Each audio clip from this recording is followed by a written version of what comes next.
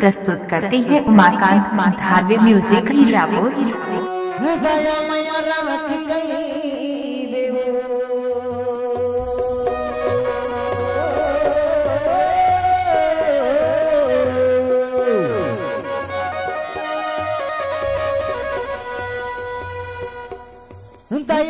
राखी रे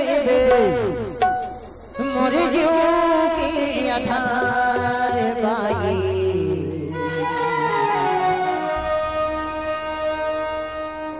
कब कब फेर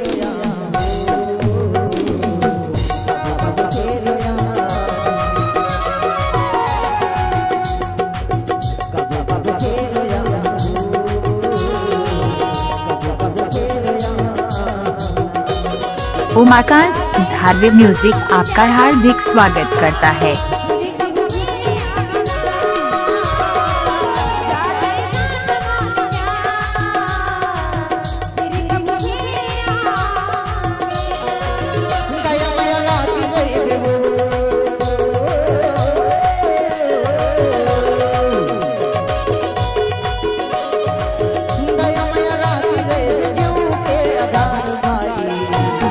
डिजिटल साउंड करौंदी सपेरा बाबू के सपा भाई जीवे छन काट दही ना राखी रे भी सुरतला ना राखी रे कब कब फेरो या कब फेरो या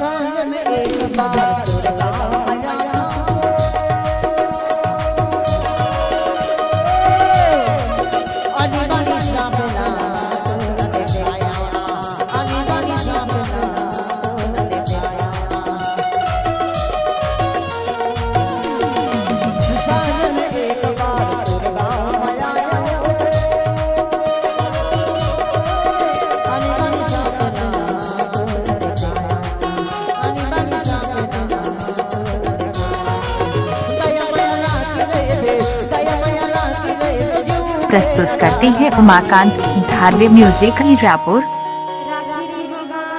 राखी रे बिना कब कब फेर